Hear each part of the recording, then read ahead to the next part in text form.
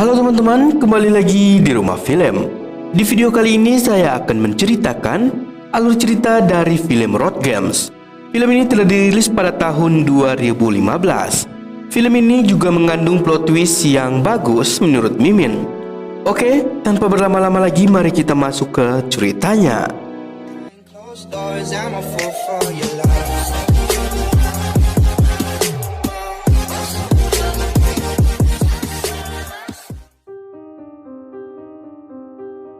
Film dibuka dengan memperlihatkan seorang misterius yang menurunkan sebuah mayat dari mobilnya. Orang ini hendak memutilasi mayat itu terlebih dahulu agar mudah dikubur nantinya. Kemudian, scene berpindah yang memperlihatkan seorang backpacker asal Inggris yang sedang ingin menumpangi mobil. Akan tetapi tidak ada satupun mobil yang mau berhenti. Usut punya usut, ternyata jalan itu sering dipakai oleh pembunuh berantai dalam melakukan aksinya. Sebenarnya ada papan peringatan, tapi karena pria ini berwarga negara Inggris, dia pun tidak mengerti dengan apa yang tertulis di papan tersebut. Sedikit info, film ini berlatar belakang di Perancis. Tak lama kemudian ada sebuah mobil yang berhenti tepat di depannya. Di dalam mobil itu ternyata ada dua orang yang sedang bertengkar. Pria itu lalu menghampiri mereka berdua. Dia pun melerai pertikaian mereka berdua. Ternyata sang wanita ini juga sama seperti dirinya, yaitu seorang backpacker. Tadinya dia meminta tumpangan pada pria itu, tapi dia malah hendak diperkaos. Mereka berdua pun mulai berkenalan satu sama lain. Pria ini bernama Jack dan wanita ini bernama Veronique. Si Veronique ini berwarga negara Prancis, tapi dia juga bisa berbicara bahasa Inggris. Karena mereka berdua senasib, mereka berdua pun memutuskan untuk mencari tumpangan bersama-sama. Namun tetap saja tidak ada mobil yang mau berhenti. Malam pun tiba. Mereka berdua pun terpaksa menginap di tempat itu. Malam itu mereka berdua mengobrol tentang pembunuhan yang sering terjadi di jalan itu. Veronique juga mengatakan bagaimana jika ia adalah pembunuh berantai itu. Jack pun hanya tertawa mendengar pernyataan konyol itu. Veronique juga menanyakan di mana tas milik Jack. Jack bilang hilang ketika di perjalanan. Keesokan harinya mereka berdua mendapatkan tumpangan dari seorang pria tua. Pria tua itu kemudian mengajak mereka berdua ke rumahnya. Akan tetapi di sini Jack menolak karena dia ingin segera pulang ke Inggris. Akan tetapi pria tua itu bilang pelabuhan sedang ditutup karena ada aksi mogok. Mau tidak mau mereka berdua pun menerima tawaran pria tua tersebut. Tak lama kemudian mobil mereka menabrak sesuatu. Dan ketika dicek, ternyata itu adalah kelinci hutan. Jack menyarankan agar hewan itu dikubur, tapi pria itu bilang kalau dia akan memakannya, mumpung mereka juga tidak ada lauk untuk makan malam. Sesampainya di rumah, mereka disambut istri pria tua itu yang bernama Mary. Sedangkan sang suami ini diketahui bernama Grizzard. Mary langsung menunjukkan kamar yang akan mereka tempati. Malam harinya Veronique memberitahukan kepada Jack bahwa ada yang aneh dengan mereka berdua. Tapi Jack bilang mereka tampaknya orang baik. Setelah itu mereka diajak untuk makan malam bersama. Di sana terjadi perbincangan mengenai pembunuhan berantai itu. Grizzard mengatakan bahwa pembunuh itu selalu memutilasi korbannya sebelum dikubur. Tampaknya Mary tidak suka dan memiliki trauma ketika mendengar pembunuhan berantai itu. Dia pun pergi meninggalkan mereka bertiga di meja makan. Sebelum tidur, Mary mengatakan kepada Jack agar menutup rapat pintunya. Dan ketika Jack tertidur, Veronique masuk ke dalam kamar Jack dan mengajaknya untuk bercocok tanam. Karena adegan ini hampir asli, jadi Mimin telah sensor adegan itu. Di sisi lain, kita akan diperlihatkan dengan seseorang yang misterius yang kembali menurunkan sebuah mayat dari mobil. Jika dilihat-lihat, mobil yang ini sama dengan mobil yang ada di awal film tadi. Jadi sudah bisa ditebak dialah pembunuh berantai itu. Sementara itu Jack terbangun karena mendengar suara mobil.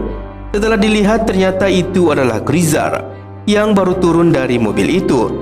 Keesokan harinya Jack terbangun dan terkejut karena Veronique sudah tidak ada di sampingnya.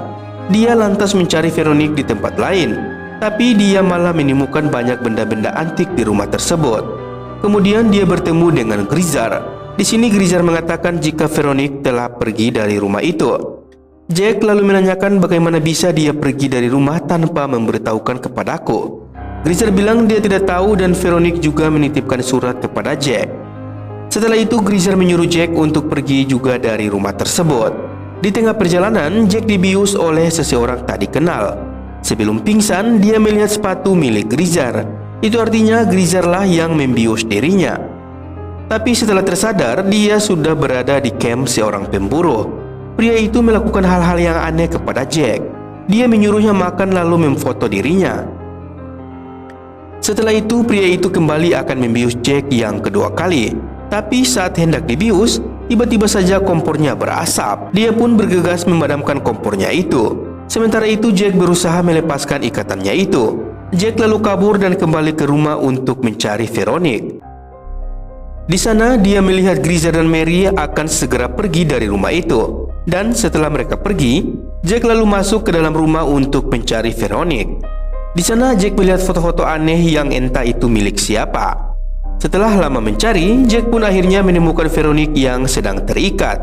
Lalu dia dan Veronique pun bergegas pergi dari rumah tersebut. Tapi mereka berdua ketahuan oleh Mary dan Greaser. Mereka berdua pun bergegas mengejar Jack dan Veronique. Di tengah perjalanan, Jack kehilangan konsentrasi dan membuat mobil mereka terbalik. Mereka berdua pun kabur menghindari Mary dan Greaser. Jack dan Veronique kemudian bersembunyi di sebuah gudang. Ketika sedang bersembunyi, pemilik gudang itu pun datang mencari mereka. Ternyata pemilik gudang itu adalah orang yang menculik Jack sebelumnya. Veronique berusaha melawan orang itu. Dia pun berusaha menembaknya, tapi anehnya pria itu bilang jika Veronique sudah gila. Dan ketika dia hendak menangkap Jack, Jack menurunkan senjata kepadanya. Karena panik dan terus berjalan mundur, orang itu tidak sengaja terpeleset dan tertusuk oleh besi yang ada di sana. Veronique kemudian mengambil pisau dan langsung menikam orang itu. Dia pun tewas seketika. Tak lama kemudian, Greaser dan Mary datang di gudang itu. Mereka melihat Veronique sudah berlumuran darah. Dan disinilah plot twist terjadi. Ternyata Mary dan Greaser adalah orang tua dari Veronique. Jadi yang psikopat adalah Veronique. Sedangkan Mary dan Greaser hanya berusaha melindungi Veronique agar dia tidak tertangkap polisi. Sang ayah bertugas untuk menguburkan para korban hasil pembunuhan dari Veronique. Sedangkan sang ibu membersihkan jejak-jejak dari Veronique.